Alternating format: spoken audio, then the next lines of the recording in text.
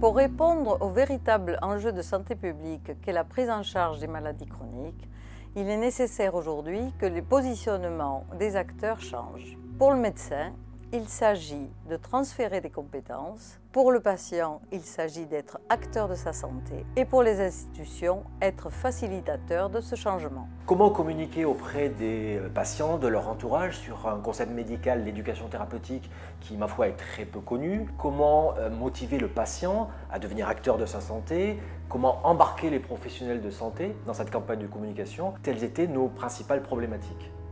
Donc on a choisi de penser l'éducation thérapeutique comme une marque afin de la rendre lisible, visible et attractive auprès des cibles, en particulier les patients. La plateforme de marque a été co-construite avec l'ensemble des parties prenantes et ça a débouché sur une approche osée, décalée, audacieuse qui s'appuie sur une expression populaire « je suis un grand malade, et alors ?» Donc le but, vous l'avez compris, c'est de montrer aux patients l'intérêt qu'il a participé à ces programmes d'éducation thérapeutique. Alors nous, patients, avons été associés à chaque phase de cette campagne, depuis la conception jusqu'au choix final de l'axe. Parmi les différentes pistes créatives proposées, celles plébiscitées par les patients étaient celles qui étaient rejetées par les soignants, qui craignaient que les malades trouvent irrespectueuse l'image un peu provocante, grimaçante des personnages de la campagne. Alors que nous, patients, étions parfaitement à l'aise avec l'humour et l'autodérision, puisqu'il en faut pour vivre au quotidien avec sa maladie chronique.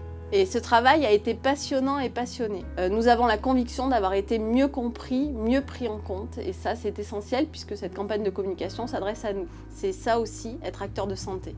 Au final, cette campagne est remarquable à plus d'un titre. La démarche est participative, la voix de chaque acteur compte, le plan média est d'envergure, impactant, 700 faces en mobilier urbain, des encarts dans la presse TV magazine régionale, 60 000 affiches, 1 million de flyers pour les salles d'attente des professionnels de santé. C'est la première fois que l'éducation thérapeutique s'adresse directement aux bénéficiaires, le patient. La nouvelle grande région Occitanie est pionnière en la matière.